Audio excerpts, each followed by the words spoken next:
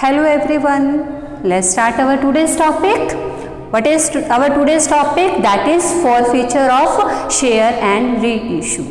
What do you mean by forfeiture of shares? Forfeiture of share को general language में अगर हम कहें कैंसलेशन ऑफ शेयर्स, शेयर को कैंसिल करना, cancellation of share holdership. Sometime if any shareholder unable to pay the allotment or any call within a specified time period, then the director of the company may forfeit or cancel his share. This concept is known as forfeiture of share. Company क्या करती है, उस share holder के shares को, उसकी share holdership को cancel कर देती है.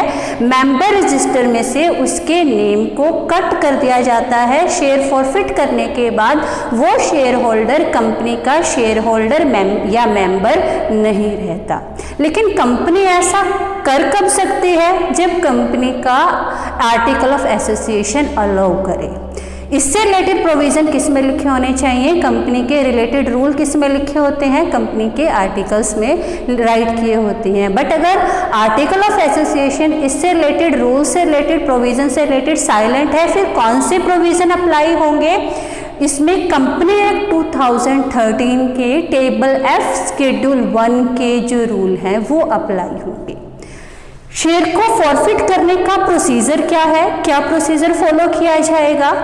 अगर कोई शेयर होल्डर डिफॉल्टर होता है ड्यू डेट पर किसी भी कॉल या अलॉटमेंट की अमाउंट पे करने पर, तब कंपनी क्या करती है, उसको नोटिस देती है, 14 डेज नोटिस देती है कि with in the specified period अगर शेयर होल्डर इंटरेस्ट की अमाउंट और अनपेड अमाउंट दोनों अगर वो पे नहीं करेगा तो कंपनी क्या कर सकती है, उसके शेयर को कैंसिल कर देगी.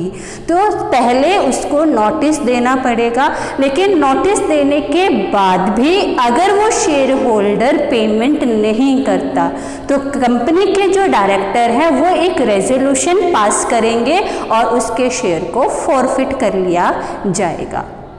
That is known as forfeiture of share. अब फॉरफीचर ऑफ शेयर के से रिलेटेड हमारा अकाउंटिंग ट्रीटमेंट क्या होगा वो देख लेते हैं. जो हम एंट्री करेंगे वो कैसे करते हैं फॉरफीचर ऑफ शेयर से रिलेटेड. अब हमने शेयर को क्या किया है, फॉरफिट किया है.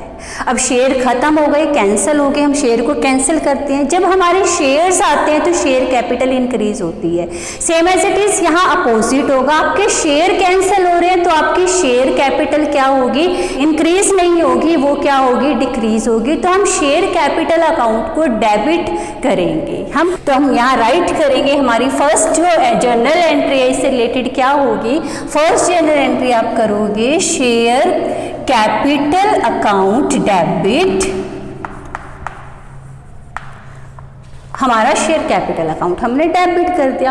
अब शेयर कैपिटल अकाउंट डेबिट कितनी अमाउंट से होगा, शेयर की अमाउंट से.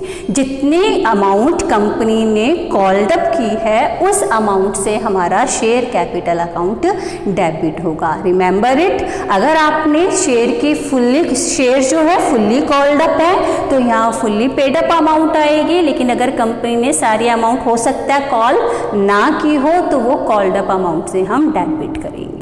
क्लियर हुआ शेयर कैपिटल अकाउंट को हम कैसे डेबिट करेंगे. अब नेक्स्ट आता है हम क्रेडिट किस अकाउंट को करेंगे.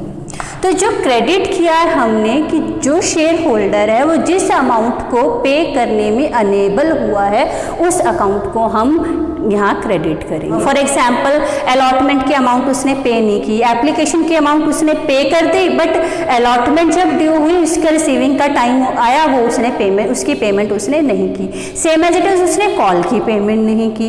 तो हम यहाँ पर हमने जब वो ड्यू हुआ था तो हमने क्या एंट्री की थी, हमने एंट्री की थी share allotment account to share capital account. Same as it is जब फर्स्ट कॉल ड्यू हुई थी तो हमारी जनरल एंट्री हुई थी share first call account debit to share capital account. But अब जब इनका रिसीविंग का टाइम आया ये हमें रिसीव नहीं हुई तो अब हम इसकी अपोजिट एंट्री कर देंगे. हमें उनसे पैसे नहीं मिले तो हम उस एंट्री को अपोजिट करेंगे. हमारी एंट्री क्या होगी, to share capital account to share allotment account. अगर आपको किसकी अमाउंट रिसीव नहीं हुई, अलॉटमेंट मनी रिसीव नहीं हुई। अगर आपको फर्स्ट कॉल भी रिसीव नहीं हुई तो आप उसको भी क्या करोगे, पहले डेबिट किया था, उस डेबिट बैलेंस को कैंसिल करने के लिए हम यहाँ शेयर फर्स्ट कॉल अकाउंट को भी क्या करेंगे, हम क्रेडिट करेंगे, शेयर फर्स्ट कॉल अकाउंट। ये जो हमें अगर सेकंड कॉल भी कंपनी मंगवा रही है तो आप यहाँ लिखोगे, लेकिन उसने पे नहीं की, टू शेयर फाइनल कॉल या सेकंड कॉल अकाउंट, अगर कंपनी ने सेकंड कॉल भी की है तो। ये थे वो अमाउंट जो रिसीव नहीं हुई। अब जो अमाउंट हमें रिसीव हो चुकी है वो कंपनी शेयर होल्डर को वापस नहीं करती, वो उसको जब्त कर लेती है, उसी को हम क्या कहते हैं, फॉरफिटेड अमाउंट। उस अमाउंट को फॉरफिट कर लेती है और उस अमाउंट को हम किस अकाउंट, उसके लिए कौन से अकाउंट को ओपन करते हैं, टू शेयर फॉरफीचर अकाउंट। उसके लिए कौन सा अकाउंट ओपन होगा, टू शेयर फॉरफीचर अकाउंट, ये हमारा अकाउंट ओपन होगा। तो ये हमारी फर्स्ट जर्नल एंट्री बनेगी, किस केस में बनेगी, जब हम शेयर को क्या करते हैं, फॉरफिट करते हैं, हमने शेयर कैंसिल कर दिए।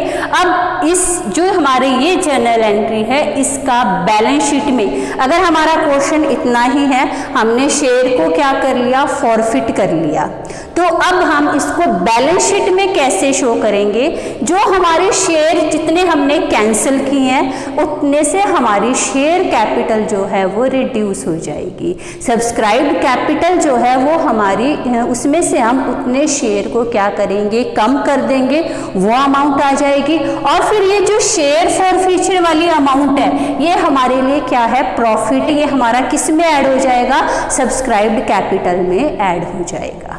क्लियर हुआ ये पॉइंट। बैलेंस शीट में हम कैसे दिखाएंगे, नोट टू अकाउंट में हम नीचे लिखते हैं सब्सक्राइब्ड कैपिटल, तो सब्सक्राइब्ड कैपिटल में से जो हमने शेयर जो है कैंसिल कर दिए वो खत्म हो जाएंगे, वो शेयर माइनस कर दोगे। बट ये जो शेयर फॉरफीचर की अमाउंट हमने जब्त की है, फॉरफिट की है, ये हमारे लिए प्रॉफिट है, तो शेयर फॉरफीचर की अमाउंट को क्या करोगे, ऐड करोगे। जितना भी बैलेंस हमारा शेयर फॉरफीचर अकाउंट में होगा वो बैलेंस शीट में सब्सक्राइब्ड कैपिटल में ऐड करके शो किया जाएगा। जब तक ये शेयर हम क्या नहीं करते, री इशू नहीं करते, ये बैलेंस किस में रहेगा, फॉरफीचर अकाउंट में ही रहेगा।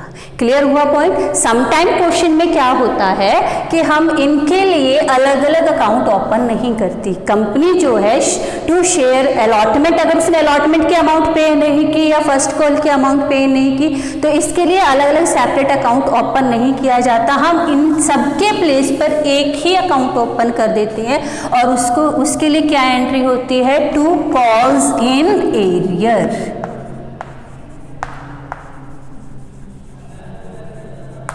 कौन सा अकाउंट ओपन करेंगे हम, सबके लिए। अब हमें कहता है कि हाँ कंपनी के किसी शेयर होल्डर ने जिसके पास 100 शेयर थे उसने क्या किया, एप्लीकेशन मनी के 2 रुपीज़ पे कर दिए, बाकी उसने पे नहीं किए। अब वो अलॉटमेंट के पे नहीं किए, फर्स्ट कॉल फाइनल कॉल कुछ भी मेंशन नहीं है, तो आप यहाँ क्या लिखोगे, to calls in arrear account open करोगे और इस अकाउंट में वो अमाउंट आ जाएगी जो हमें रिसीव नहीं हुई, और जो रिसीव हो चुकी है अमाउंट वो किस में आएगी, टू शेयर फॉरफीचर अकाउंट में। अब जैसे 10 का अगर शेयर है, 100 शेयर की बात कर रही हूँ, फॉरफिट किए हैं, तो यहाँ क्या आएगा 100, 10 का शेयर है 100 मल्टीप्लाइड बाई 10, तो 1000 रुपीज से शेयर कैपिटल हमारी कम हो जाएगी। और कॉल्स इन एरियर है, हमें 8 रुपीज़ नहीं मिले तो यहाँ 800 रुपीज़ आ जाएगा, और जो हमें रिसीव हो चुके हैं वो फॉरफीचर में चले जाएंगे, उसमें हमारे कितने रुपीज़ आ जाएंगे, 200 रुपीज़ आ जाएंगे।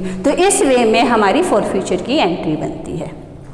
अब नेक्स्ट रूल क्या है, कंपनी के जो डायरेक्टर हैं इन शेयर्स को री इशू भी कर सकते हैं, और री इशू जो है वो एट पार भी हो सकता है, प्रीमियम पर भी शेयर को री इशू किया जा सकता है, और डिस्काउंट पर भी शेयर को री इशू कर सकते हैं। जो हमने शेयर फॉरफिट किए हैं अब वो क्या बन गए, देखो कंपनी ने क्या किया, उस शेयर होल्डर से शेयर ले लिए, क्या अब कंपनी के पास उतने शेयर आ गए, कंपनी उन शेयर को किसी और को अलॉट कर सकती है, वो कंपनी की प्रॉपर्टी बन गए, वापस किसकी प्रॉपर्टी बन गए, कंपनी की प्रॉपर्टी, और कंपनी उन शेयर को किसी और को भी सेल कर सकती है। अब इसी को हम क्या कहते हैं, री इशू ऑफ शेयर। जब कंपनी फॉरफिटेड शेयर को किसी और को री इशू कर देती है, that concept is known as reissue of share. Reissue अभी बताया कैसे कर सकते हैं, हम एट पार भी रीइशू कर सकते हैं, एट प्रीमियम भी हम रीइशू कर सकते हैं शेयर्स को, और डिस्काउंट पर भी रीइशू कर सकते हैं। बट वो जो डिस्काउंट की अमाउंट होगी वो किससे ज़्यादा नहीं होनी चाहिए, जो हमने ये इस पर उन शेयर पर जो हमें प्रॉफिट हुआ है उससे ज़्यादा डिस्काउंट की अमाउंट नहीं हो सकती, उससे ज़्यादा डिस्काउंट पर हम शेयर को रीइशू नहीं कर सकते जितने उन शेयर पर फॉरफीचर अकाउंट में बैलेंस है। क्लियर हुआ, हम डिस्काउंट पर कैसे क्या कब इशू कर सकते हैं, क्यों इशू कर सकते हैं और कितनी अमाउंट से इशू कर सकते हैं।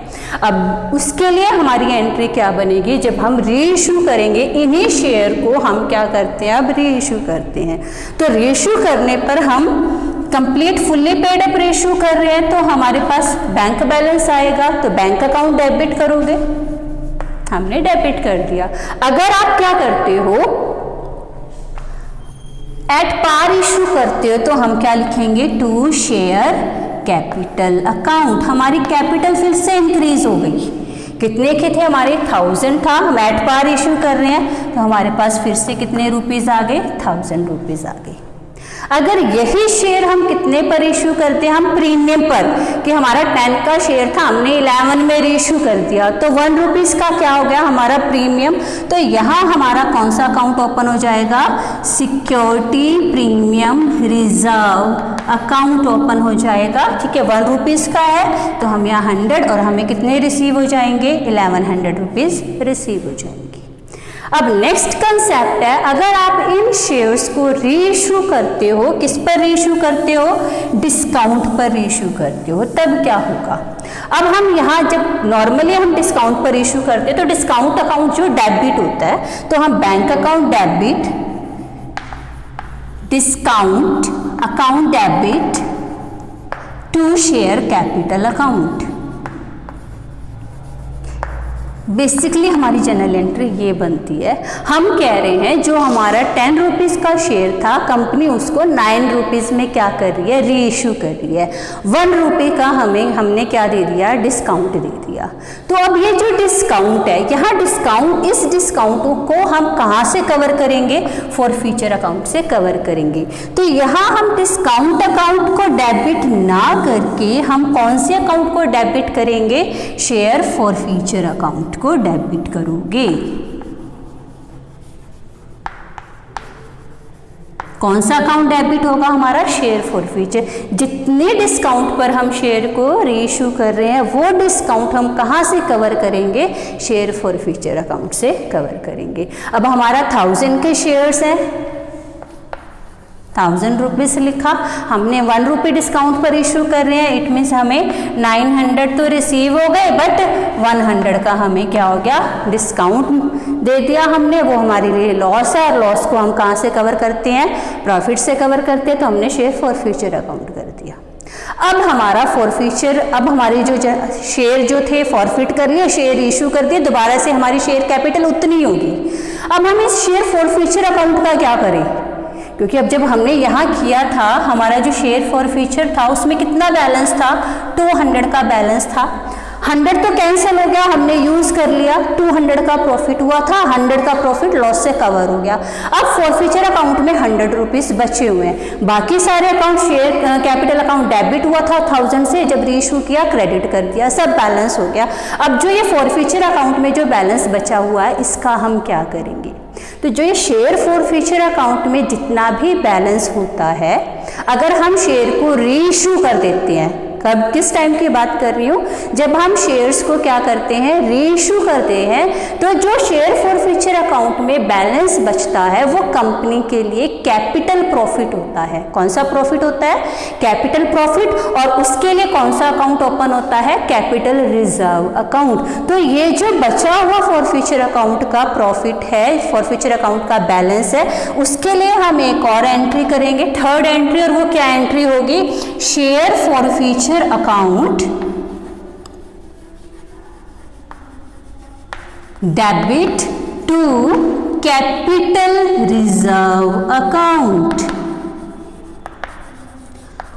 कितने रुपीस बचे हुए रिमेनिंग हमारे, 200 थे, 100 डेबिट हो गए, तो क्रेडिट बैलेंस कितना बचा हुआ है, 100 रुपीज़ का। तो कैपिटल रिजर्व में कितने जाएंगे आपके, 100 रुपीज़ जाएंगे। तो ये हमारी 3 जर्नल एंट्रीज होती हैं। किस केस में, जब हम अपने शेयर्स को क्या करते हैं, फॉरफिट करते हैं, फिर उन शेयर्स को हम क्या करते हैं, री इशू कर देते हैं। एक और एग्जाम्पल से, अभी जितनी भी सारी जर्नल एंट्रीज हैं इनको हम एक और एग्जाम्पल से करते हैं। देखो वो एग्जाम्पल क्या है हमारा, 400 of equity shares of ₹10 each issued at par were forfeited for the non-payment of final call of ₹2। 400 share थे किसी शेयर होल्डर के पास, इक्विटी शेयर थे, 10 ईच शेयर था हमारा, वो क्या करता है, वो कॉल की पेमेंट नहीं करता 2 रुपीज़ की, और उसके शेयर को हम क्या कर लेते हैं, फॉरफिट कर लेते हैं। The forfeited share were reissued for ₹8 per share fully paid up। जो वो फुल्ली पेड अप शेयर है 10 का, वो शेयर जो है फुल्ली पेड अप, जहां भी आपका वर्ड आता है, क्या वर्ड आता है, इस वर्ड पर फोकस करोगे। क्वेश्चन में अगर पीछे क्या लिखा होता है, fully paid up, it means हमने उस शेयर की वैल्यू कितनी लेनी है, 10 रुपीज़ लेनी है। उस शेयर की फेस वैल्यू कितनी लोगे, 10 रुपीज़ लोगे। तो हमने जो 10 वाला शेयर है वो कितने में रीइशू किया है, 4 रुपीज़ 8 पर शेयर में हमने वो रीइशू कर दिया। अब इसके लिए आपको जर्नल एंट्री पास करनी है। तो अब देखो हमने शेयर 400 शेयर है वो फॉरफिट करोगे तो क्या एंट्री बनेगी हमारी, शेयर कैपिटल अकाउंट हमारा क्या होगा, डेबिट हो जाएगा। हम शेयर कैपिटल अकाउंट को क्या करेंगे, डेबिट करेंगे। Equity share capital account debit, और किससे डेबिट होगा, अब उसमें कौन सी, non payment of final call of ₹2। अब उसने फाइनल कॉल पे नहीं की, तो यहाँ क्या लिखोगे, to equity share final call account, ये हमारा क्रेडिट होगा। कितने रुपीस, 2 रुपीज़। हमारे शेयर्स कितने हैं, 400 मल्टीप्लाइड बाय 10, तो डेबिट कितनी अमाउंट से करोगे, हमारी 4000 की अमाउंट से हमारा शेयर कैपिटल अकाउंट डेबिट होगा। दूसरा क्या है, to equity share final call account, 2 rupees पे नहीं किए, तो 400 मल्टीप्लाइड बाय 2, तो अमाउंट कितनी आएगी, 800 जो है वो हमें रिसीव नहीं हुए। जो अमाउंट हमें रिसीव हो चुकी है वो अमाउंट हम किस में डालते हैं, फॉरफीचर में। तो यहाँ लिखोगे टू शेयर फॉरफीचर अकाउंट, और वो अमाउंट कितनी आएगी हमारी, अब या तो ऐसे करो 4000 में से 800 को माइनस कर दो, कितनी अमाउंट बच गई हमारी रिमेनिंग अमाउंट, 3200।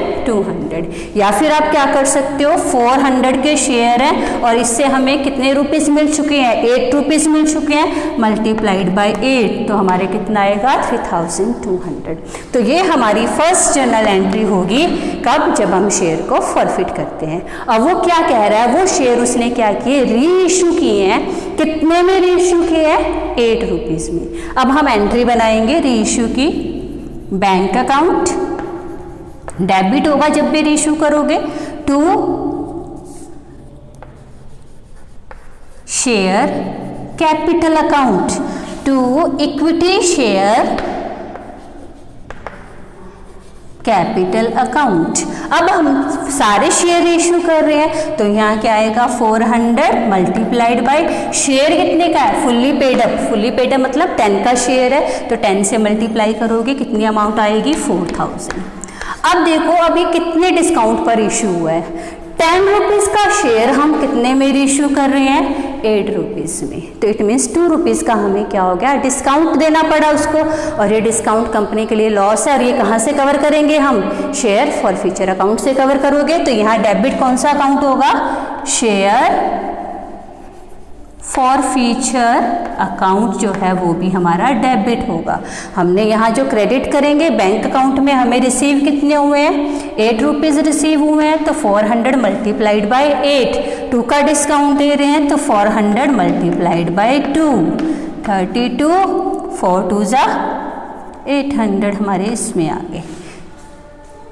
क्लियर हुआ। अब ये हमारी सेकेंड एंट्री होगी, first entry then second entry. अब हमने सारे शेयर इशू कर दिए, हमारे जितने भी शेयर हमने फॉरफिट किए थे, कितने शेयर फॉरफिट किए थे 400, और रीइश्यू कितने कर दिए हमने 400 के 400 रीइश्यू कर दिए। अब सारे अकाउंट बैलेंस हो गए, शेयर कैपिटल अकाउंट वापस से 4000 से डेबिट हुआ था, वापस 4000 से क्या हो गया, क्रेडिट हो गया। तो शेयर कैपिटल पर कोई भी इफेक्ट नहीं पड़ा। बाकी सारे अकाउंट, अब हम किसको, सारे अकाउंट बैलेंस हो चुके हैं, अब हम किसको डेबिट, किसको सेटल करेंगे, फॉर फ्यूचर अकाउंट को। अब फॉर फ्यूचर अकाउंट में हमारे बैलेंस था 3200, हमने यूज कितना कर लिया, 800 हमने यूज कर लिया। हमारा कितना यूज हो चुका है, 800 यूज हो चुका है। अब बाकी जो है वो हमारे लिए रिमेनिंग जो फॉर फ्यूचर का बैलेंस है वो हमारे लिए कैपिटल प्रॉफिट है, और वो कहाँ जाएगा आपका, कैपिटल रिजर्व अकाउंट में। तो हम यहाँ थर्ड एंट्री बनाएंगे, share forfeiture account debit to capital reserve account, capital reserve account में जाएगा। और बैलेंस कितना आएगा, 3200 में से 800 माइनस कर दो तो आपका रिमेनिंग कितना रह जाएगा, 2400। ये हमारा किस में जाएगा, कैपिटल रिजर्व में। और जो कैपिटल रिजर्व है वो हमारे लिए क्या है, कैपिटल प्रॉफिट है, रिजर्व है। और सारे रिजर्व जो है वो हम किस में दिखाते हैं, शेयर होल्डर फंड में फर्स्ट आएगा शेयर कैपिटल, और सेकंड हमारा जो सब हेड होता है वो क्या होता है, रिजर्व एंड सरप्लस। तो ये हम अपने सेकंड नोट में दिखाएंगे, रिजर्व एंड सरप्लस, उसमें आएगा कैपिटल रिजर्व, और कितना आएगा हमारा 2400, ये हमारा उसमें आएगा। और फिर हम इसको बैलेंस शीट में equity and liability side mention करेंगे। तो ये हमारा फर्स्ट केस था जब आप शेयर इशू कर रहे हो। अब यहाँ कुछ क्वेश्चंस में क्या गिवन होगा, 400 of equity share of ₹10 each issued at par were forfeited for non payment of. अब यहाँ हमारा शेयर तो क्या है, 10 का है। अगर कंपनी जो ये शेयर है ₹10 ईच शेयर है, बट वो कॉल कितनी करती है, कॉल्ड अप ₹8। अब कंपनी क्या कर रही है, उससे रुपीस मंगवा ही कितने रही है, 8 रुपीज कॉल की है, और वो शेयर को वो क्या करती है, फॉरफिट कर लेती है। अब क्वेश्चन को ध्यान से देखना, पहले यहाँ लिखा हुआ था fully paid up share issue किया है, अब वो कॉल्ड अप अमाउंट कितनी है, 8 है, मतलब 2 रुपीज अभी कंपनी ने ही नहीं मंगवाए। तो और यहाँ आपके फाइनल कॉल की बजाय क्या दिया हुआ है, non payment of first call का। अभी क्वेश्चन चेंज हो गया। अब इस क्वेश्चन को देखो कैसे करोगे, इक्विटी शेयर कैपिटल अकाउंट। अब मैंने लास्ट जब थ्योरी एक्सप्लेन की थी तब वहाँ कहा था इक्विटी शेयर कैपिटल अकाउंट में हम यहाँ कौन सी अमाउंट लेते हैं, कॉल्ड अप अमाउंट लेते हैं, और कॉल्ड अप अमाउंट हमारी कितनी है, 8 रुपीज़। तो 400 मल्टीप्लाइड बाई 8, तो हमारा कैपिटल अकाउंट में कितना आएगा, 3200। जब कॉल्ड अप दिया हो तो हम शेयर कैपिटल को डेबिट करते हैं कौन सी अमाउंट से, कॉल्ड अप अमाउंट से। क्लियर हो गया। अब जो रिमेनिंग एंट्री है उसने फर्स्ट कॉल उसको रिसीव नहीं हुई, वो यहाँ लिखोगे to share first call account. अब फर्स्ट कॉल में आएंगे कितने, वही 800 रुपीज़ आएंगे। अब हमारा share forfeiture account change हो जाएगा क्योंकि हमने उससे कॉल कितने किए थे, 3200 कॉल किए थे, जिसमें से 800 उसने पे नहीं किए, और उसने पे कितने कर रखे हैं। अब वो देखो वो कितने आ गए हमारे 2400, वो हमारे किस में आएंगे, शेयर फॉर फ्यूचर अकाउंट में। अब यहाँ तक था हमारा शेयर फॉरफीचर की एंट्री। अब इसके बेस पर हमारी दूसरी एंट्री भी चेंज हो जाएगी। अब देखो कुछ क्वेश्चंस में तो ऐसे लिखा होगा, the forfeited share were reissued for ₹8 पर share, fully paid up share. जब जहां पर भी फुल्ली पेड अप वर्ड आ जाता है, इट मीन्स आपके शेयर की फेस वैल्यू कितनी हो जाती है, 10 रुपीज। तो हम यहाँ जो शेयर कैपिटल अकाउंट है वो कितने से क्रेडिट करेंगे, 10 से ही क्रेडिट करेंगे, क्योंकि वो शेयर फुल्ली पेड अप है। और बैंक से कितने रिसीव हुए हैं, हमें 8 रुपीज रिसीव हुए हैं, 3200 आ जाएगा। शेयर फॉरफीचर अकाउंट में हमारा जो भी लॉस है वो आ जाएगा, और जो कैपिटल रिजर्व है उसकी एंट्री चेंज हो जाएगी। अब हमारे फॉरफीचर अकाउंट में कितना बैलेंस था, 2400, 800 हम यूज कर रहे हैं, तो हमारा कितना रह गया, 1600। हम कैपिटल रिजर्व को कितने से क्रेडिट करेंगे, 1600 से क्रेडिट करेंगे। तो ये था हमारा, सिर्फ हमने एक लाइन चेंज किया है। कौन सा वर्ड चेंज किया है कि 10 ईच हमारा शेयर था, लेकिन उस पर कॉल्ड अप कितने थे, 8 रुपीज कॉल थे। एक और केस हो सकता है, इसी में 8 कॉल्ड अप हैं। अब यहाँ पर जो है 4 रुपीज 8 पर शेयर, और कुछ भी लिखा नहीं हुआ, फुल्ली पेड अप भी नहीं लिखा हुआ, सिर्फ इतना ही लिखा हुआ है कि the forfeited share were reissued for ₹8 पर शेयर, पास नेसेसरी जर्नल एंट्री। अब क्या करोगे, अब देखो हम इस शेयर से हमें जितनी अमाउंट मिली हुई है वो देखेंगे। 8 ही कॉल्ड अप की गई है तो 8 ही होगा। 8 का शेयर कितने में रीइश्यू हो रहा है, 8 में रीइश्यू हो रहा है। इट मीन्स ना प्रॉफिट ना ही लॉस। क्लियर हुआ। अगर कुछ भी मेंशन ना हो तो ऊपर जो कॉल्ड अप अमाउंट है वही लिखेंगे। तो अब जो यहाँ पर है हमारा, यहाँ जर्नल एंट्री क्या होगी, हमारी चेंज हो जाएगी। वो क्या होगी, हम ये जो नीचे वाली जर्नल एंट्रीज हैं वो दोनों चेंज हो जाएंगी। ऊपर वाली सेम रहेगी। रीइश्यू में से मैंने फुल्ली पेड अप वर्ड हटा दिया, तो फुल्ली कुछ भी गिवन नहीं है। इट मीन्स हमारा शेयर चाहे 10 रुपीज़ होंगे, अगर ये लाइन ना लिखी होती, 10 रुपीज़ लिखा होता तो वो 10 रुपीज़ रिसीव होते। अब 8 कॉल्ड अप शेयर किए हैं तो हमारा 8 ही आएगा।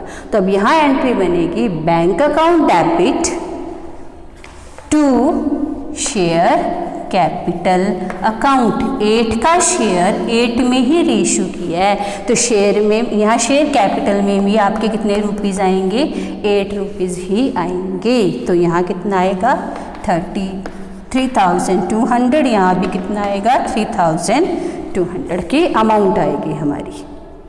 क्लियर हुआ ये पॉइंट कि अब ना तो कोई प्रॉफिट हुआ है ना ही कोई लॉस हुआ है। तो ये जो फॉरफीचर का सारा बैलेंस किस में जाएगा, कैपिटल रिजर्व में जाएगा। हमारी थर्ड एंट्री बनेगी, share forfeiture account to capital reserve account, क्योंकि हमारे सारे शेयर इशू हो चुके हैं। तो वो अमाउंट कितनी आ जाएगी, हमारी अमाउंट आएगी कंप्लीट 2400।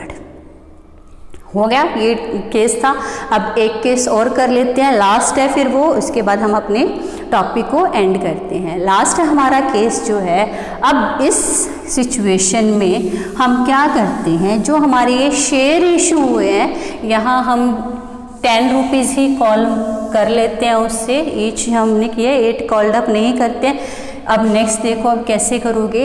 अब जो द फॉरफिटेड शेयर वर री इशूड, सारे शेयर वो रीइश्यू नहीं करता, वो क्या कहता है, 200 फॉरफिटेड शेयर वर री इशूड एट ₹8 पर शेयर, फुल्ली पेड अप। अब हमारा क्वेश्चन चेंज हो गया। अब इस सिचुएशन में क्या करोगे आप। अब हमने सबसे पहले तो फॉरफिट करोगे, equity share capital account debit होगा, डेबिट 400, 10 में इशू किया है तो 10 रुपीज़ आ जाएंगे। तो हमारी अमाउंट कितनी आ गई, 4000। फर्स्ट कॉल हमें रिसीव नहीं हुई, 800 डाल दिया हमें, और बाकी जो हमारे आएगा शेयर फॉरफीचर में आएगा। अब इस केस में हमारे फॉरफीचर में फिर से कितने आएंगे, 3200। ये हमारी एंट्री होगी। अब हम करेंगे रीइश्यू की एंट्री। सेकेंड एंट्री हमारी कौन सी होगी, reissue bank account debit to share capital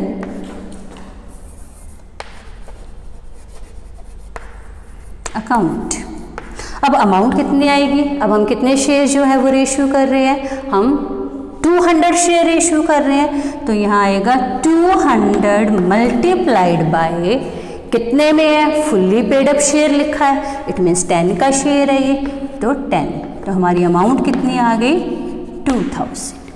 अब ये जो 10 का शेयर है हमने कितने में रेशू किया है, 8 में, तो बैंक अकाउंट में कितने आएंगे 200 मल्टीप्लाइड बाय 8, 1600। अब जो लॉस हुआ है 400 का वो कहाँ से कवर करेंगे, शेयर फॉरफीचर अकाउंट से, और यहाँ आएगा शेयर फॉरफीचर अकाउंट, डेबिट हो जाएगा, ठीक है। 200 शेयर पर लॉस कितने का हुआ है, 2 रुपीज़ का, 400 इसमें आ जाएंगे। अब आती है लास्ट एंट्री कैपिटल रिजर्व की एंट्री। अब हम कैपिटल रिजर्व में कितनी अमाउंट डालेंगे, क्योंकि कैपिटल रिजर्व में सिर्फ उन्हीं से, लिसन केयरफुली, कैपिटल रिजर्व में फॉरफीचर का कौन सा बैलेंस ट्रांसफर होता है, उन्हीं शेयर से रिलेटेड बैलेंस ट्रांसफर होता है जो शेयर हम क्या कर देते हैं, री इशू कर देते हैं। अगर आपने शेयर री इशू नहीं किए बट फॉरफिट कर लिए, तो उतने जो शेयर्स हैं वो आपके शेयर कैपिटल से ख़त्म हो जाएंगे, तो उनका ट्रीटमेंट बैलेंस शीट में अलग होता है। जो शेयर रीइश्यू कर देते हैं वो वापस से हमारे फुल्ली पेड अप शेयर बन जाते हैं, तो उनको हम राइट करते हैं शेयर कैपिटल में ऐड करके। तो सेम ट्रीटमेंट यहाँ होगा। थर्ड एंट्री देखो, आपने जो 400 शेयर थे उसमें से 200 शेयर ही रीइश्यू किए हैं, तो कैपिटल रिजर्व में जो प्रॉफिट जाएगा वो सिर्फ 200 शेयर का ही जाएगा। और वो कैसे निकालोगे, हमारा टोटल प्रॉफिट जो है वो कितना है 3200, और कितने शेयर्स पर है, 400 शेयर पर है, तो इसको 400 से डिवाइड कर दो, और हमें कितने में कन्वर्ट करना है, 200 शेयर पर निकालना है, तो 200 से मल्टीप्लाई कर दो। जितने शेयर्स पर निकालना है उसकी ऐसे रेशियो बना के उससे निकाल लोगे, तो 200 से रिलेटेड जो है हमारा कितना है 1600। जो हमने शेयर इशू किए हैं उससे रिलेटेड प्रॉफिट, उन शेयर्स पर हमें प्रॉफिट कितना मिला हुआ है, शेयर फॉरफीचर अकाउंट में कितना बैलेंस है 1600। हम इसी को ही सिर्फ किस में ट्रांसफर कर सकते हैं, कैपिटल रिजर्व में ट्रांसफर करते हैं। अगर सारे रेशियो हो जाते हैं तो सारा बचा हुआ बैलेंस किस में जाएगा, कैपिटल रिजर्व में जाएगा। बट अगर जो हमारे कंप्लीट शेयर रेशियो नहीं होते, कुछ ही शेयर रेशियो होते हैं, तो जो शेयर रेशियो किए हैं उसी से रिलेटेड प्रॉफिट को हम कैपिटल रिजर्व में डालेंगे। अब हमारा जो रेशियो शेयर है उससे रिलेटेड फॉरफीचर अकाउंट में कितना बैलेंस है 1600, हमने यूज कितना कर लिया 400, वो हम यूज कर लेंगे। रिमेनिंग कितना रह गया हमारा 1200, ये हमारा कहाँ जाएगा, कैपिटल रिजर्व में जाएगा। तो हमारी थर्ड एंट्री क्या होगी, शेयर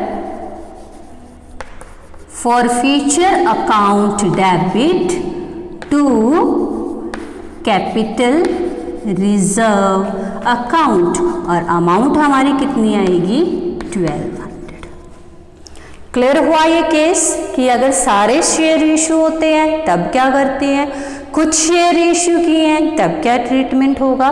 तो ये तो जनरल एंट्री की बात थी। बैलेंस शीट में अब ये जो प्रोपोर्शनेट शेयर इशू किए हैं इसका बैलेंस शीट में ट्रीटमेंट कैसे आएगा, सबसे पहले जो सब्सक्राइब्ड कैपिटल है उसमें आप क्या करोगे, शेयर फॉरफीचर का कितना बैलेंस बचा हुआ है 1600 तो हमारा यूज़ हो गया, देखो 400 यहाँ यूज़ हो गया और 1200 यहाँ यूज़ हो गया, तो इसका तो ट्रीटमेंट हम अब अलग से करेंगे। अब जो रिमेनिंग फॉरफीचर अकाउंट में कितने रह गए, वो शेयर हमने रीइशू नहीं किए, वो कितने हैं 1600।